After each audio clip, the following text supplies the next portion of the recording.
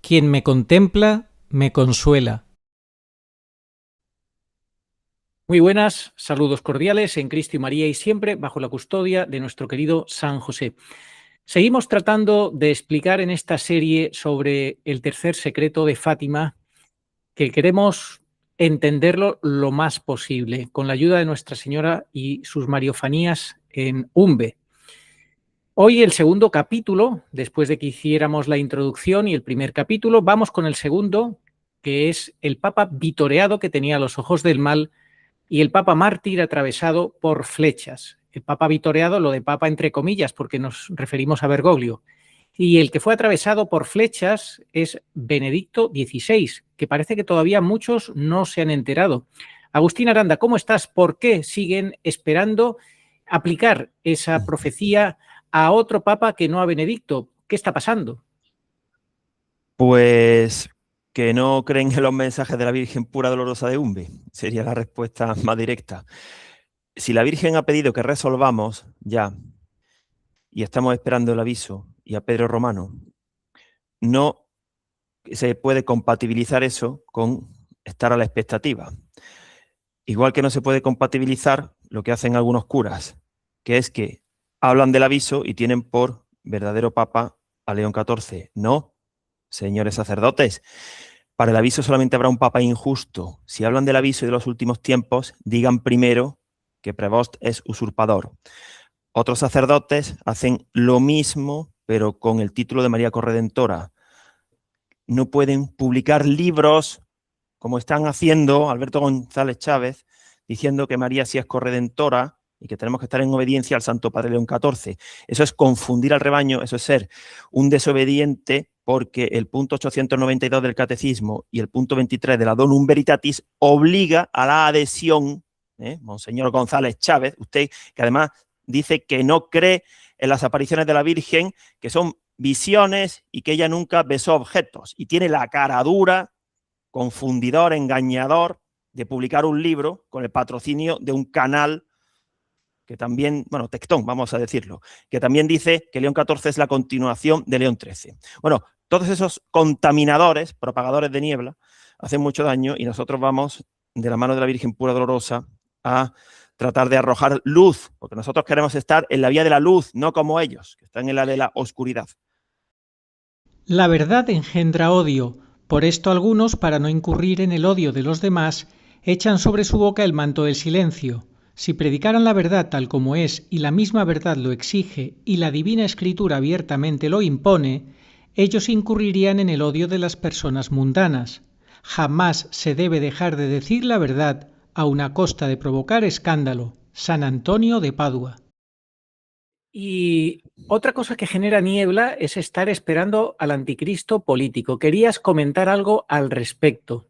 Sí, esto es muy interesante. A ver, Nuestra Señora en sus diferentes manifestaciones y el catecismo en el punto 675, por ejemplo, la Salet, Padre Gobi, Texas, habla de anticristo a secas. Entonces, si ese monstruo que no era ni perro ni gato, que evidentemente se corresponde con la visión del anticristo de Santa Hildegarda, con doble cabeza, perro y gato, pero el que salió primero, la cabeza que salió primero del vientre era la del gato, que tiene una sonrisa que se parece a la de la portada de la revista. Si Prevost apareció en mayo, y nadie puede decir quién es el político, porque todavía no ha aparecido, o es que alguien es tan listo que ya lo sabe. Entonces, es para que resolvamos y sepamos que son de la misma sustancia. Prevost hará con el político pues algo muy similar a lo que hizo con Bergoglio, que son de la misma sustancia. Bueno, y entonces, Satanás está listísimo que hace creer a la gente que tenemos que esperar al político para ver qué pasa con la misa y con la semana 70 de Daniel. Eso no es así. La semana 70 de Daniel se referencia a la supresión del sacrificio perpetuo y eso lo hará sutilmente Prevost, no de forma grosera, ni tampoco va a llegar el político a meterse en el Vaticano, porque eso, claro, despertaría las sospechas de la gente. El político, nos atrevemos a decir, que le va a hacer muy poco caso a la Eucaristía, aparentemente. Él va a implementar la persecución brutal y la marca de la bestia. Y en paralelo, Prevost ya será quien del cambiazo. Y como la gente estará esperando a ver quién es el político para decidir con la semana 70, pues no se van a enterar. Para cuando quieran creer será tarde. Igual que los que ahora esperan a ver qué hace León XIV, si huye de Roma, para ver si hay un cisma y entonces decidir quién es el verdadero papa, quién no. Porque claro, esos también, después de Benedicto, que era bueno, llegó Bergoglio, que era malo, ahora puede ser que sea bueno Prevost y luego el malo. O sea, esto es como la Liga, ¿no? Un año la gana el Madrid, otro el Barcelona y así nos vamos cambiando, que Dios no funciona así. En resumen y concluyendo, en 30 segundos, ¿cuál es la actitud adecuada? Resolver ya. Tener en mente que es lo mismo decir falso profeta que anticristo. Que luego llegará el político, si no estamos diciendo que no.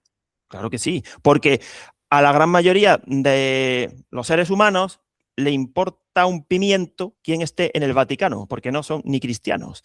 Le da igual que esté Benedicto, Prevost, Bergoglio o que no haya nadie, porque son de otras religiones. Entonces, claro que el político tiene que llegar para que cuando la cosa esté muy mal y la gente vea que la verdadera religión es la cristiana, por eso ha usurpado la salida contra incendios, cuando haya el incendio, y saldrán a quemarse las brasas del Vaticano, de Prevost. Clarísimo, clarísimo, clarísimo. O te vas con el político, que es un falso solucionador, es un engañador de tomo y lomo, y ya para eso nos están entrenando a los católicos con la de Satanudos, la falsa solucionadora, la mentalidad esa, o te vas con la salida de emergencias, que es falsa, que es Prevost.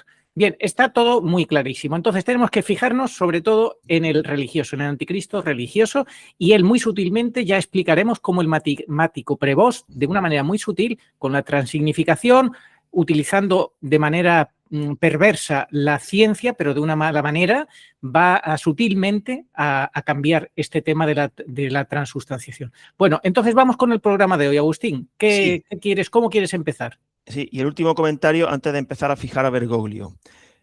No tendría sentido que la Virgen llevase muchos años, muchas apariciones, siglos, y ahora en Umbe, con estos años, y en Texas, hablando de la parte religiosa, evidentemente, porque todas las mariafanías de Umbe están relacionadas con la parte religiosa, no con la parte geopolítica. En general, la Virgen sí dice, habrá guerras, claro, eso lo ha dicho en Bayside, en Peña Blanca, en Prado Nuevo, claro, si eso va a llegar. Pero eso no hace falta que nos lo cuente la Virgen, eso será la consecuencia de lo que hay ahora. Y ¿tú te imaginas, Arturo, que fuese lógico que después de todo eso, ahora tuviésemos que estar pendientes de la parte política? Diríamos, madre, haberme hablado de política. O sea, porque un católico, su misión no es estar viendo canales de geopolítica, a ver qué hacen en el estrecho de Hormuz, la decisión de Putin con el chino.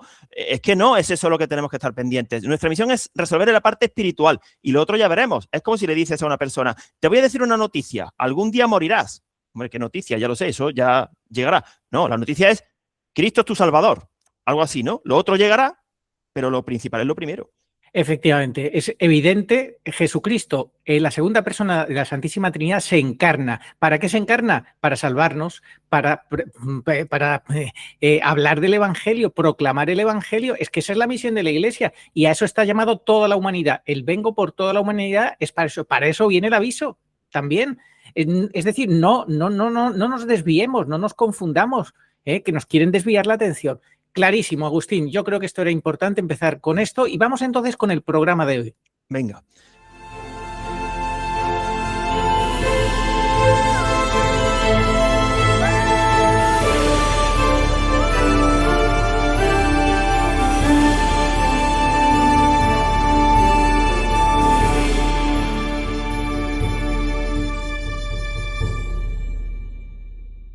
Vamos a fijar a Bergoglio y a Benedicto. Y en el tercer y último programa haremos lo propio con Prevost y con Pedro Romano, que todavía no ha aparecido.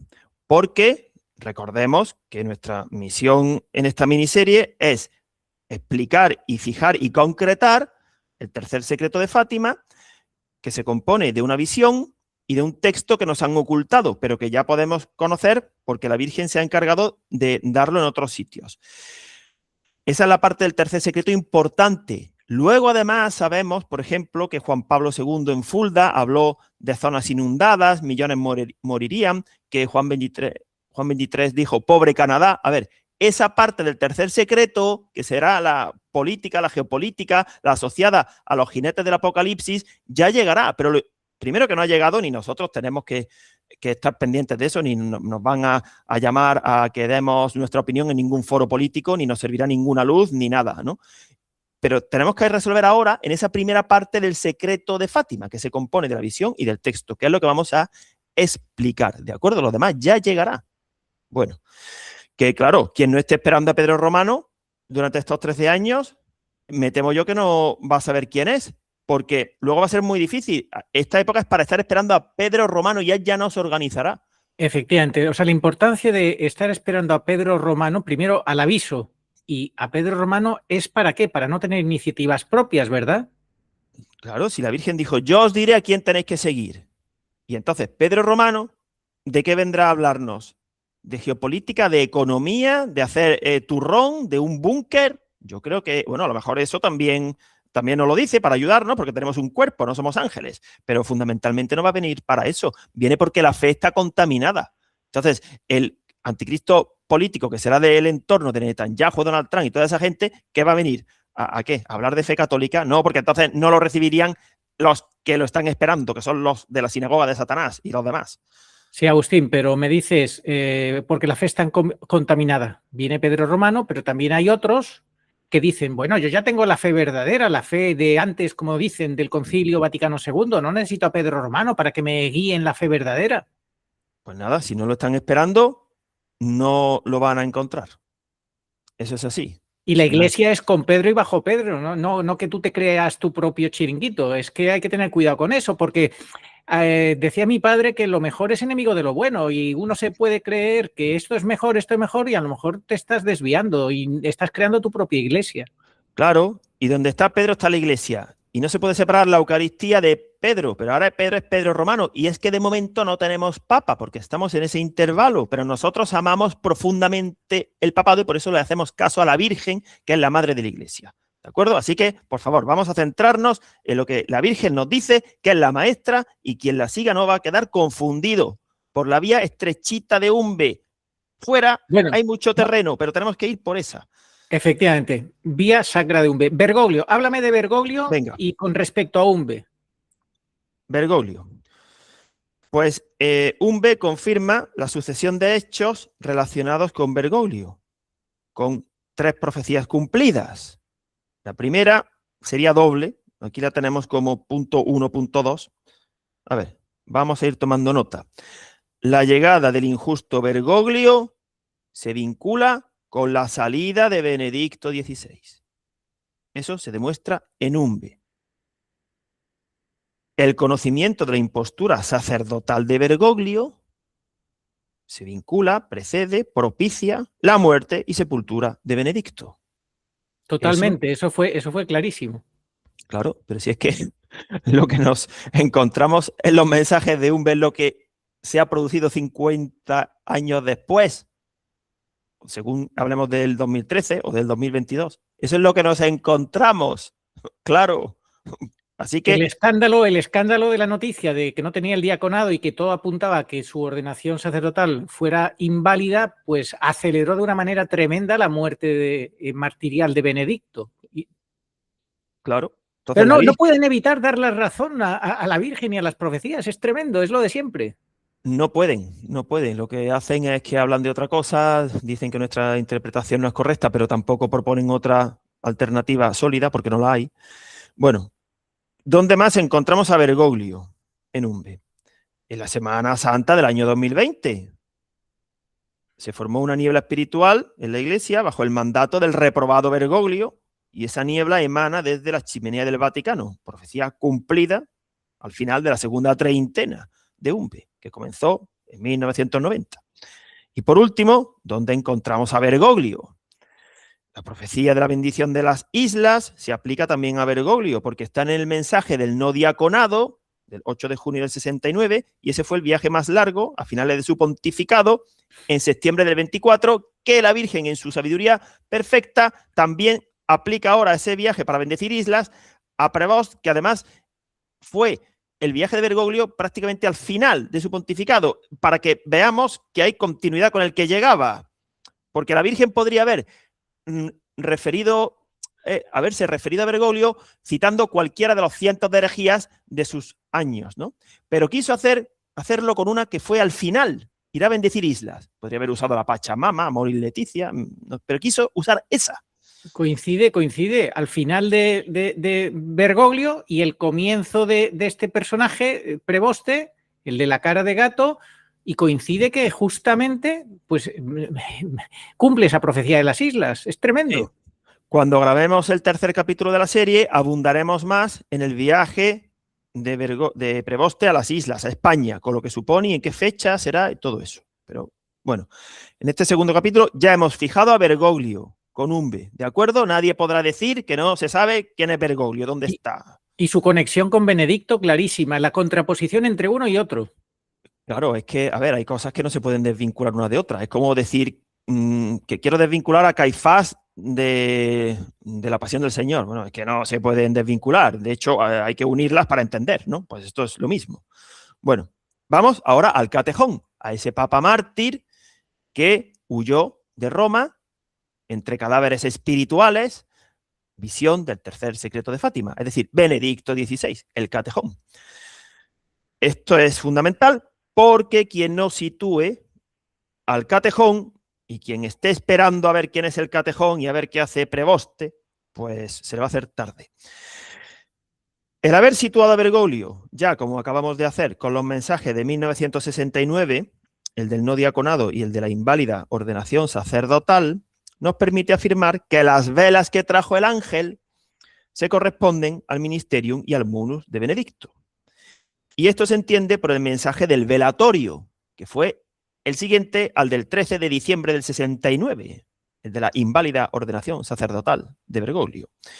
La secuencia de mensajes consecutivos, finales del 69, primeros del 70, se repitió en la vida real, finales del 22, primeros del 23, sepultura del Catejón, inicio del sábado santo de la Iglesia. ¿De acuerdo? Entonces ya hemos fijado a Benedicto. La Virgen pura dolorosa elige fechas asociadas al nacimiento y a la muerte de la vidente, de Felisa Sistiaga, para desde ahí trazar dos vectores que apuntan respectivamente al Viernes Santo y al Sábado Santo de la Pasión de la Iglesia, que tienen fechas concretas vinculadas con el Catejón. Bueno, este párrafo que he leído lo hemos visto a la llegada de Preboste y ha sido fruto de muchos años, porque esto ahora cualquiera que lo vea dirá, sí, pero había que darse cuenta. Pero la Virgen nos abre el entendimiento cuando llega el momento. Vamos a explicar un poquito esto. Sí, explica ahora despacito, ¿eh? Despacito explica esto que es muy importante. Felisa Sistiaga nació un 28 de febrero. Y el Viernes Santo de la Pasión de la Iglesia comenzó cuando el 28 de febrero del año 2013 Benedicto salió del Palacio Pontificio. Y en un B se aprecia claramente una conexión de un 28 de febrero a ese 28 de febrero. Por ejemplo, con el texto del mensaje que acabamos de celebrar su cincuentenario, 28 de febrero del 76, que 14 años después nos lleva al testamento de la Virgen, que habla de la segunda treintena, pero la parte interesante de la segunda treintena estuvo en el año 2020. Y el año 2020, 7 años antes, el 28 de febrero del año 2013, estuvo precedido por el inicio del Viernes Santo de la Iglesia. Es decir, nacimiento de Felisa, Viernes Santo.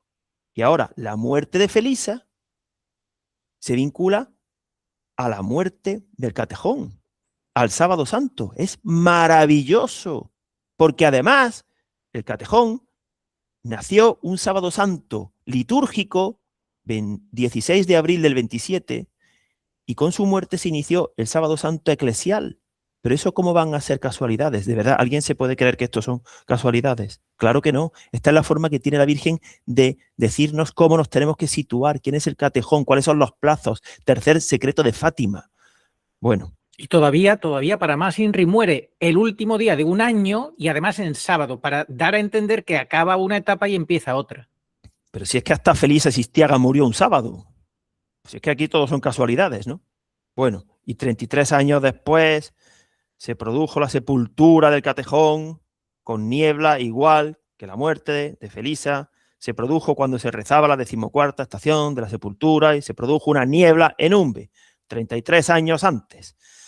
Así que el nacimiento de la vidente se asocia al Viernes Santo de la Iglesia y la muerte al Sábado Santo. Y una vez más, la pasión de la Iglesia se vincula al papado.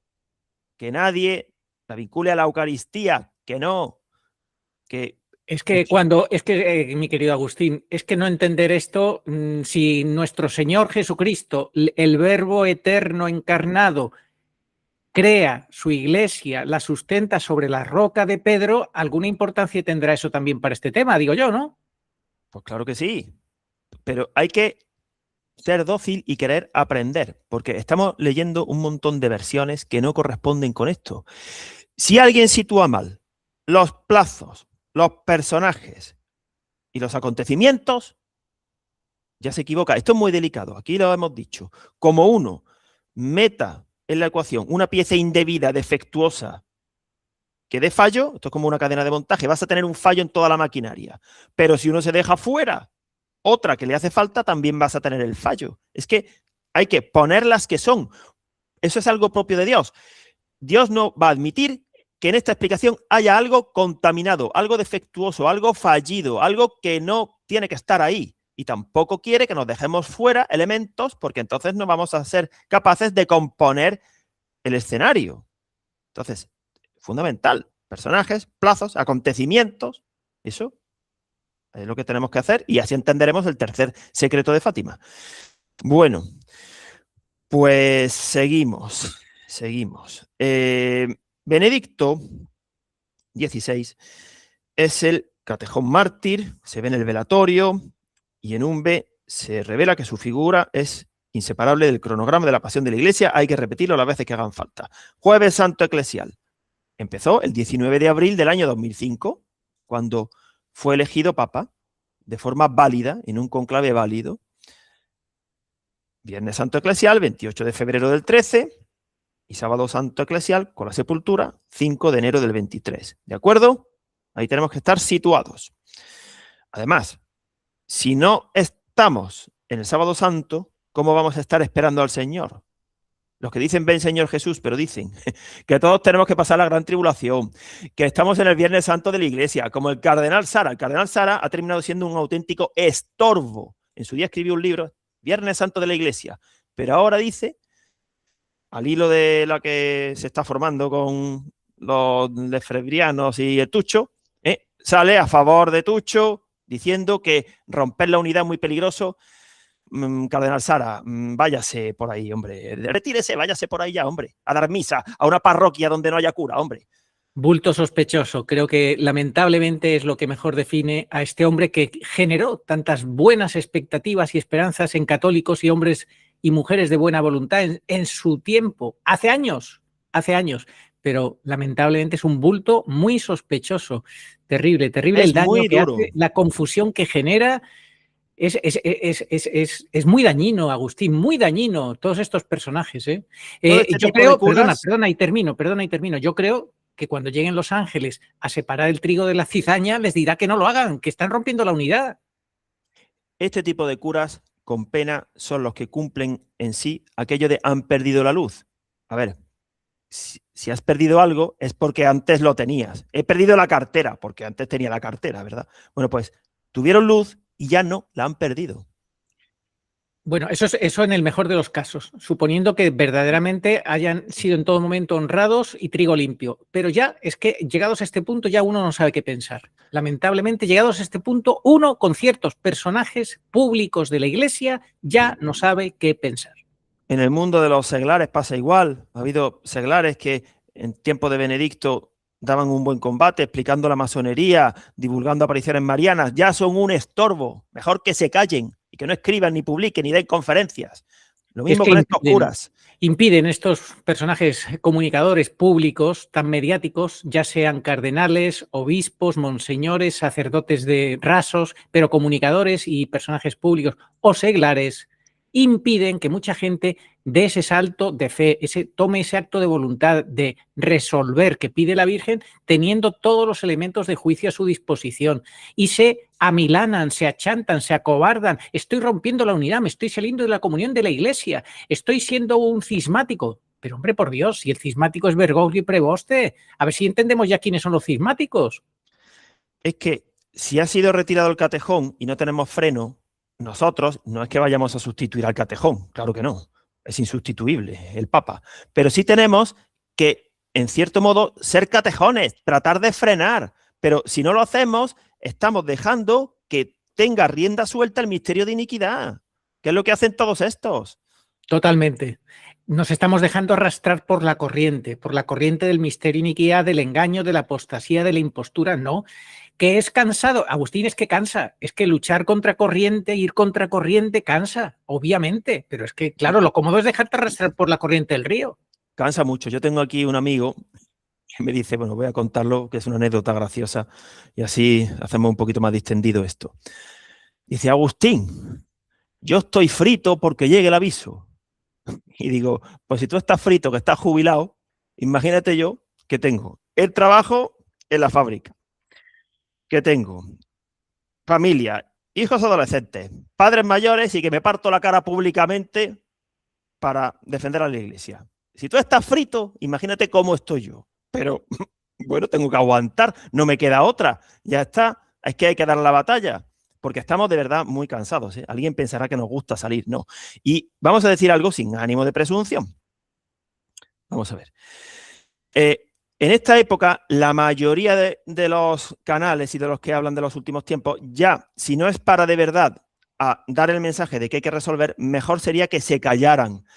Solamente debieran hablar los que estamos moralmente obligados, como nosotros, hasta el aviso, para hablar de la verdad. Por eso lo hacemos, no porque nos guste, ni nos divierta, ni queramos protagonismo.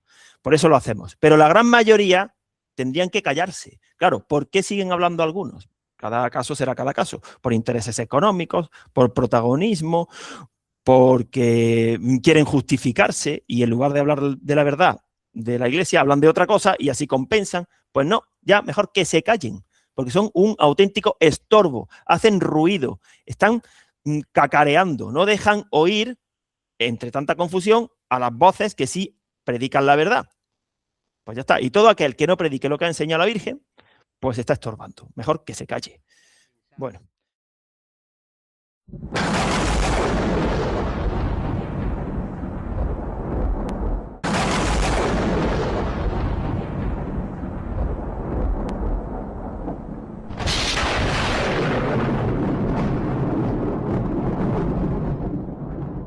Bueno, vamos a explicar el cronograma de la Pasión de la Iglesia. Jueves Santo es fácil de ver.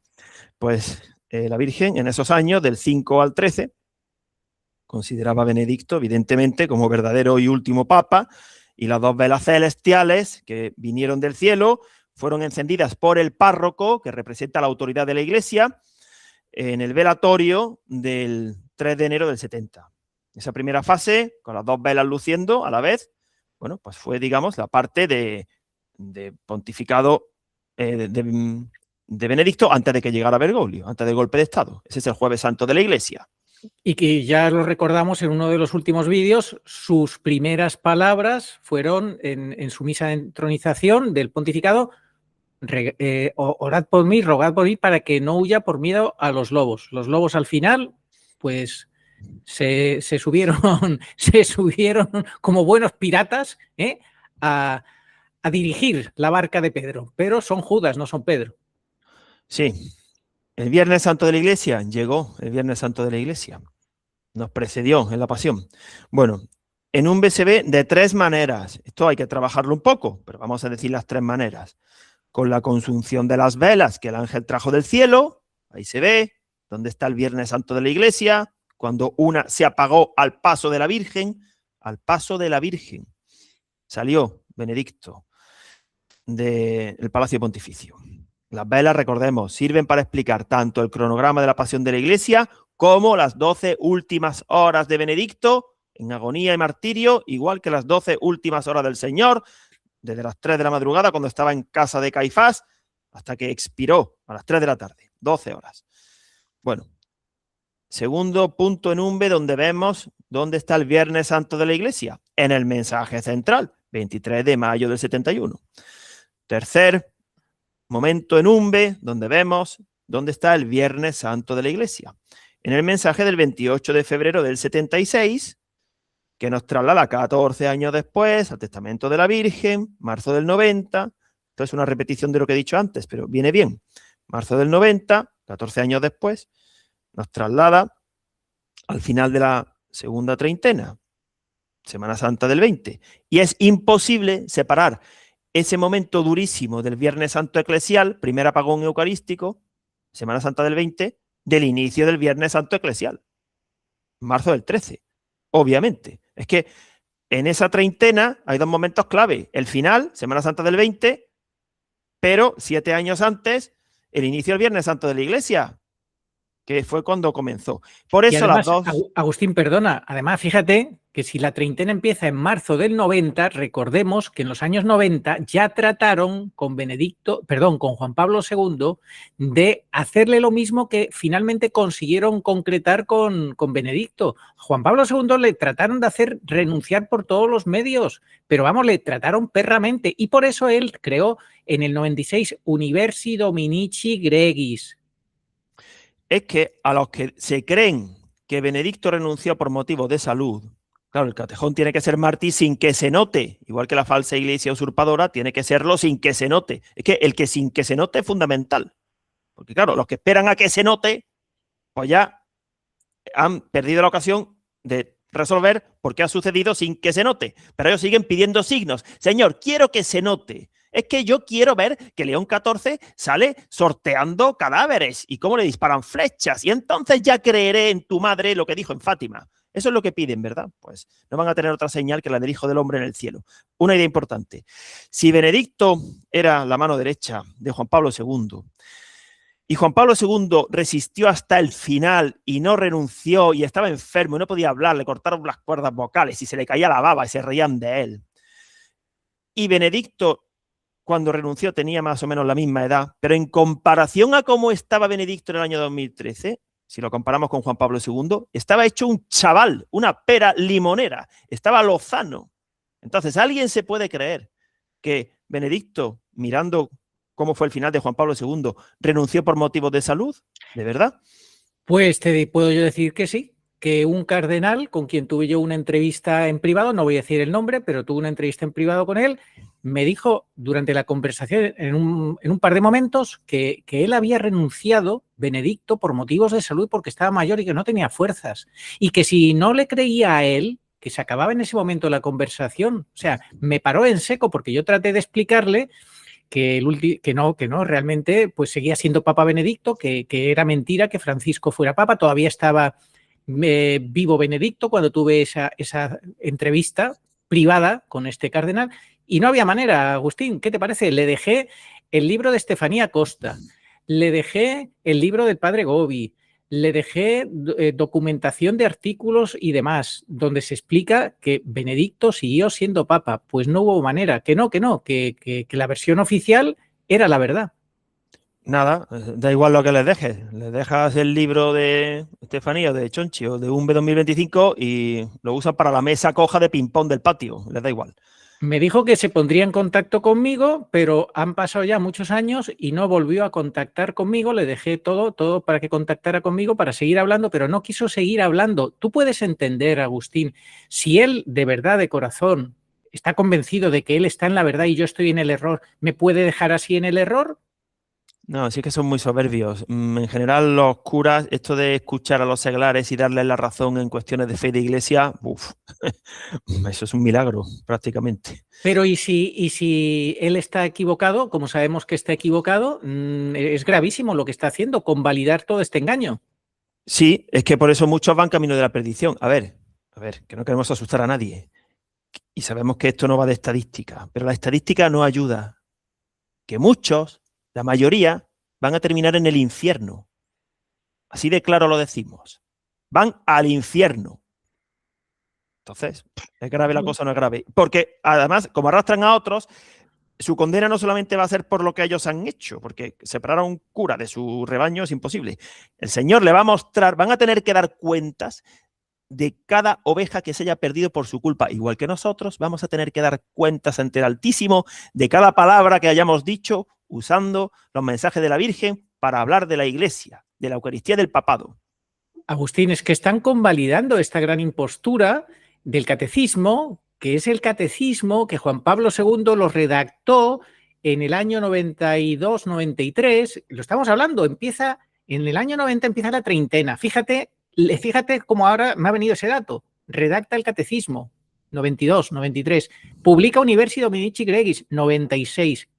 Publica en el 2002 los misterios luminosos para decirnos, ojo, que estamos entrando ya en la fase parusíaca, que hay que cambiar de mentalidad y estar muy atentos, vigilantes.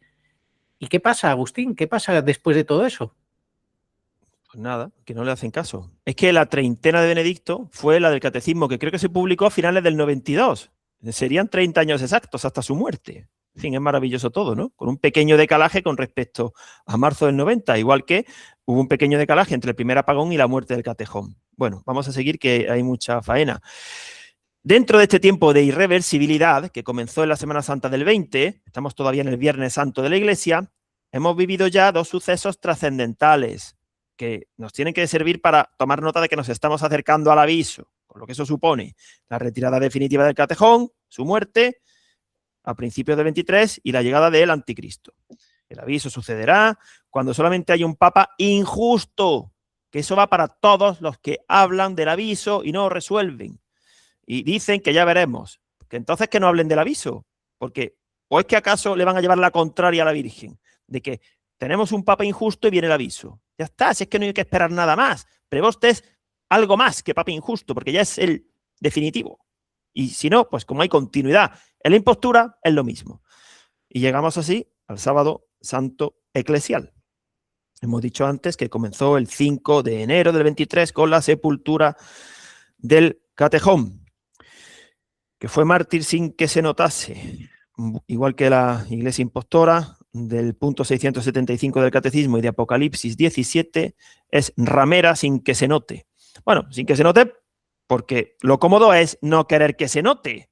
Esa es otra, porque hay tantísimas pruebas que es como el que vive con una mujer o con un esposo que reiteradamente, un día y otro y otro y otro y otro y otro, le es infiel. Llega tarde, con señales de venir de otro sitio diferente a donde dice, etcétera, etcétera. Con perfume de mujer. Sí, sí, que está ocultando la información y lleva así 30 años. Hombre, hay que ser muy tonto para no querer ver. Otra cosa es que diga, bueno, yo me autoengaño porque total, esto va a ser una vergüenza, me voy a meter en problemas. Bueno, eso es otra cosa. Pero, en fin. Porque, hombre, un día te pueden engañar, pero 13 años nos van a estar engañando sin que nos demos cuenta. Yo creo que no, ¿verdad? Bueno. Entonces, el martirio de Benedicto, evidentemente fue, bueno, comenzó con ese cambio, segundo cambio de papas, entre comillas, y entonces vamos a ver los momentos en Umbe, ¿no? ¿Cómo se ve el martirio el sábado santo en Umbe? Porque esto hay que fijarlo a Umbe para concretar, y los que no estén de acuerdo tendrán que refutarnos en base a los mensajes de Umbe, no a su palabrería y a lo que ellos crean de otras revelaciones y de otras apariciones. No, porque nosotros estamos haciendo esta serie para explicar el tercer secreto de Fátima en base a los mensajes de la Virgen pura dolorosa en Umbe. ¿De acuerdo? No en otras fuentes. Claro que hay otras fuentes que nos ayudan. Texas, la Salet, claro, todo está conectado, pero sobre todo en Umbe. 3 de enero del 70. Ahí está el mensaje del velatorio. Ahí se ve el sábado santo de la Iglesia. 13 de agosto del 71. La Virgen estuvo a su lado en su agonía y con su martirio se liberaron muchas benditas ánimas del purgatorio. 13 de agosto, el día de Fátima, de los pastorcitos presos. Ahí se ve, es uno de los momentos en los que se ve que María es corredentora. Y fíjate, antes, Arturo, hablábamos, antes de conectarnos, de algo que quiero yo que cuentes. En el sábado santo de la Iglesia, cuando murió Benedicto, se liberaron muchas ánimas del purgatorio, porque él se ofreció en martirio también por la iglesia purgante. ¿Y qué dijo León XIV en un sermón sobre el Sábado Santo? Que el Señor bajó a los infiernos y liberó a todos. A todos. Eso fue absolutamente demencial, horrible. Agustín, es que en menos de un año han sido muchas yo no sé ya cómo calificarlos, si blasfemias, herejías, ataques directísimos, que el Espíritu Santo procede solo del Padre y se come lo del Hijo, y así tantas y tantas cosas. Es tremendo eso que dijo, pero siempre con una astucia demoníaca para que el que lo quiere interpretar correctamente se pueda agarrar alguna cosita, como el padre Santiago Martín y compañía. En el siguiente capítulo, que es expresamente dedicado a Pedro Romano y a Prevost, recopilaremos un poco, pero no queríamos que se nos quedase en el tintero porque tiene que ver con el Sábado Santo de la Iglesia y muchas ánimas del purgatorio se liberaron. Bueno, ¿dónde más se ve también el Sábado Santo? En Umbe, en relación con el Catejón, con Benedicto. Pues que a última hora del Viernes Santo litúrgico del año 70, cuando ya era Sábado Santo, se reveló una fotografía y aparecieron 2 cruces blancas en las gafas de la vidente, en el Sábado Santo del 70. Es decir, ahí se ve la conexión que hay por medio de Benedicto entre el Sábado Santo litúrgico y el Sábado Santo eclesial, con las 2 cruces que representan los momentos del aviso y de la parusía, que estarán ya dentro, evidentemente, del Sábado Santo de la Iglesia, después de la muerte del Catejón. ¿Entendemos? Sí, significan la relación entre el sábado litúrgico y el sábado santo eclesial, que lo hemos dicho eso muchas veces. Y con Benedicto como elemento común. En Umbe se demuestra que Benedicto muere como otro Cristo y como cabeza de la Iglesia, a la cual precede su pasión. Esto es fundamental, Agustín. Sí, es que en Benedicto se da esa circunstancia única. Y vemos que nació un Sábado Santo litúrgico del 27 y 95 años después, con su muerte, comenzó el Sábado Santo de la Iglesia. Vamos a ver ahora las 2 treintenas. Ver las 2 treintenas también son de mucha utilidad para entender cómo Benedicto se iba dirigiendo al Sábado Santo de la Iglesia y él, como otro Cristo, a su Sábado Santo, a su martirio. A ver, Agustín, muy brevemente, que nadie diga que os habéis inventado eso las treintenas. No, es que allí en la Virgen se habla de las treintenas. Dilo como es.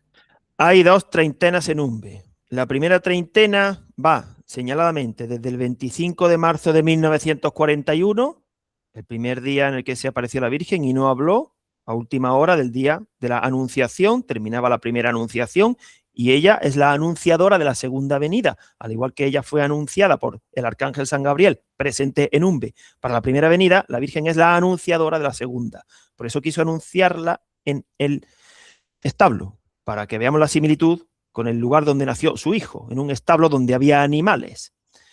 Bueno, entonces, primera treintena, 25 de marzo del 41, 25 de marzo del 71.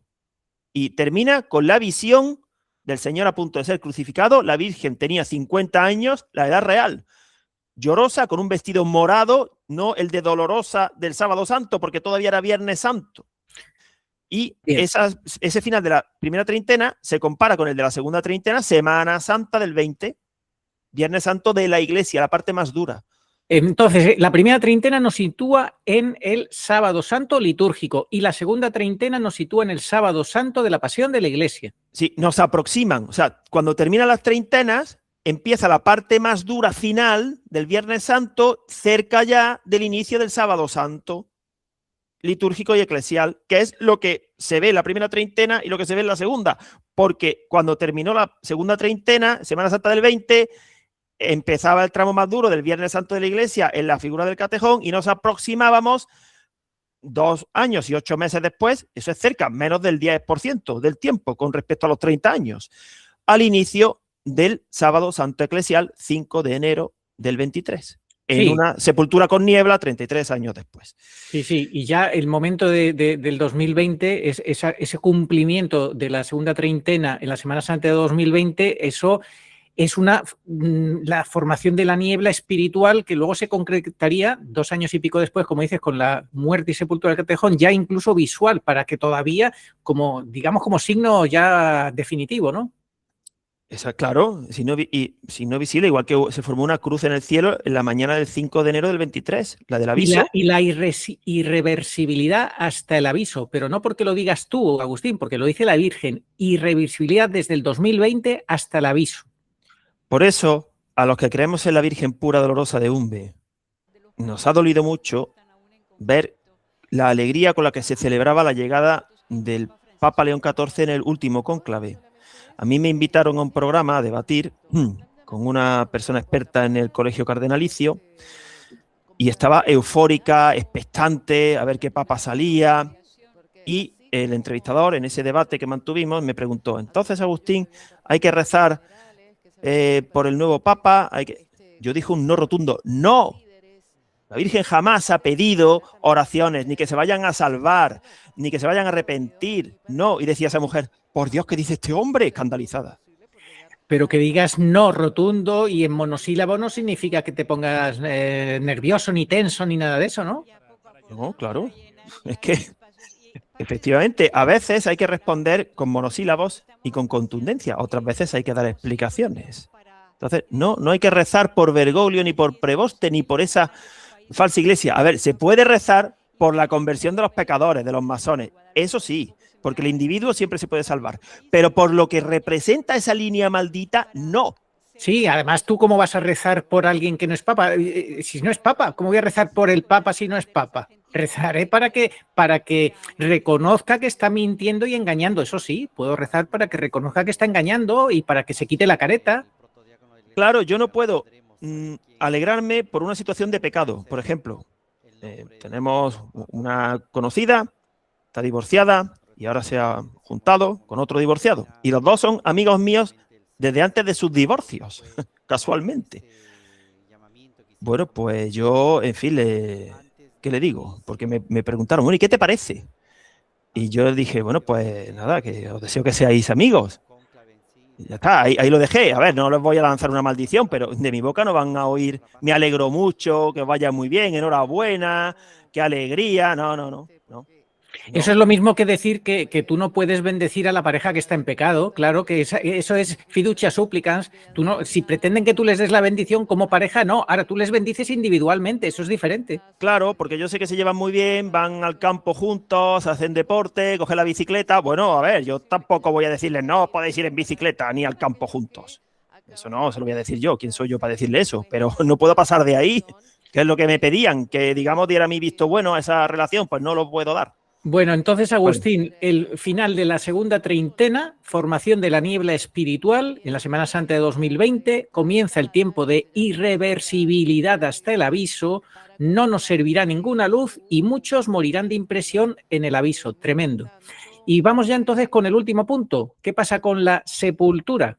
Pues lo hemos dicho antes, en un BSB que la sepultura del Catejón sucede a los 33 años del momento en el que se rezaba la 14ª estación del Vía Crucis, muerte de Felisa, un sábado, en una mañana con niebla en Umbe. Además, la niebla en Umbe se produjo de manera que para unos sí había niebla y para otros no. ¿Cómo es posible eso? Porque unos sí verán y otros no. A la muerte de Benedicto, unos sí éramos conscientes de lo que eso suponía y otros no. La mayoría no. Es clarísimo, eso es clarísimo, de verdad, es que estos son como enseñanzas de las parábolas que hacía nuestro Señor, es tremendo. Claro, pero hay que querer creer. Una de las señales de las que podemos decir, por las que podemos decir que es verdadera, es porque el salto de fe no nos lo quita nadie. Tenemos que dar un sí, creernos esto, no seguir pidiendo. Y entonces, una vez que uno tiene toda esta información, tiene que dar un sí. Y bueno, no Agustín, el dato exacto, la fecha, la hora, la prueba, no. Entonces, Agustín, te pregunto y ya me haces una síntesis final de este programa que ya se nos ha acabado el tiempo. ¿Cuál es la figura única? Ojo al dato, figura única, que conecta en sí la pasión de la Iglesia con la pasión del Señor? La de Benedicto, el Catejón, el Papa de la Visión de Fátima, que huye entre cadáveres espirituales y seguramente con soluciones punzantes finales, en agonía. ¿Cómo no sería su muerte? Yo estoy seguro, Arturo, de que se encarnizaron con él.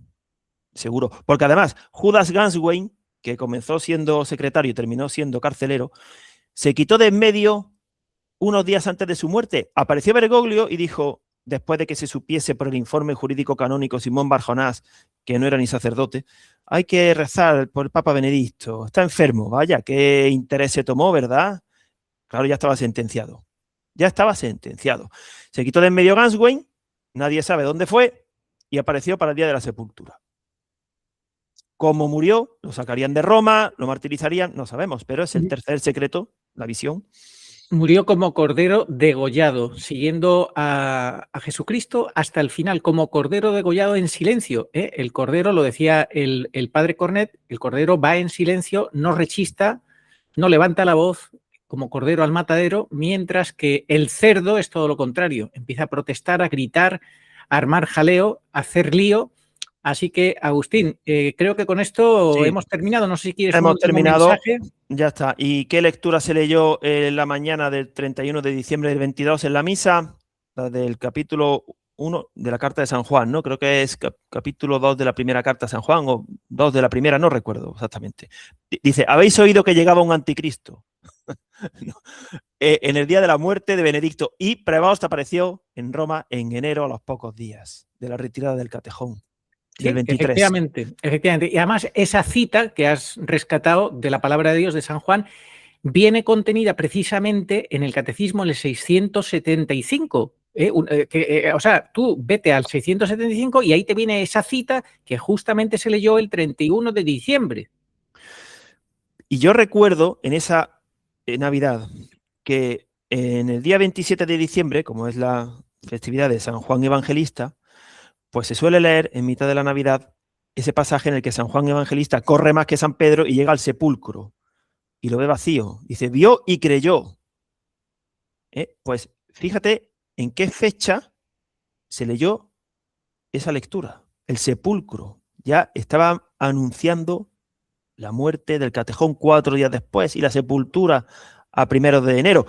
Pero es que además, recuerdo perfectamente, Arturo, que en ese día, 27 de diciembre del 22, también se leyó el Salmo que habla de la bendición de islas. Ese día que todavía estaba vivo Benedicto, 27 de diciembre del 22.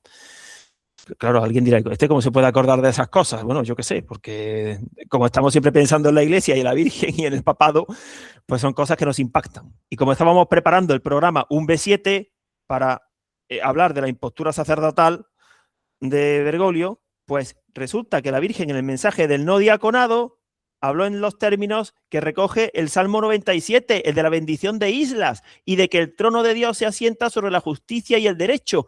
Y esa lectura fue en el día de San Juan Evangelista y le quedaban 4 días al Catejón para morir. Y la del día 31 fue la de habéis oído que llega un anticristo. Es que quien esté pendiente a las cosas de Dios se entera, porque está buscando, dice el Señor, buscad y hallaréis, pero quien no esté pendiente no se entera, ni aunque le pase por delante la noticia, no la ve. Sí, bueno, fue la lectura creo del 31, el mismo día que murió Benedicto, fue la lectura de esa vinculada al 675 y a la llegada del anticristo. Bueno, muy evidente todo. Quien quiera ver, que vea, lo dice el Señor del Evangelio. Quien quiera escuchar, que escuche. O sea, Dios lo que pasa es que respeta el libre albedrío. Dios no impone nada. Siempre tienes que dar el salto de la fe. Pues yo creo que no hay nada más que decir, Agustín. Nada más, pues nada, continuaremos con el tercer capítulo y definitivo ya para explicar el tercer secreto de Fátima, centrándonos en la figura de Prevost, de Pedro Romano, y recordando unos conceptos del papado ficción para que la gente los refresque, tome nota y no sea confundida, y todo ello vinculado a los mensajes de nuestra Madre, la Virgen Pura Dolorosa de Umbe, que es la misma que la del Rosario de Fátima, que por eso nos acompaña en esta miniserie aquí, la Virgen del Rosario de Fátima. Gracias. Nuestra Señora Pura Dolorosa, que va vestida, eso, de luto. Va vestida de luto porque quiere que tengamos claro que este tiempo que nos ha tocado es el del Sábado Santo de la Iglesia. Muchas gracias, Agustín, por tu trabajo. Oh María, sin pecado concebida. Rogad por nosotros, que recurrimos a vos. Amén. Oración a Nuestra Señora de todos los pueblos. Señor Jesucristo, Hijo del Padre, manda ahora tu Espíritu sobre la tierra. Haz que el Espíritu Santo habite en el corazón de todos los pueblos, para que sean preservados de la corrupción, de las calamidades y de la guerra, Que la Señora de todos los pueblos que un día era María sea nuestra abogada. Amén.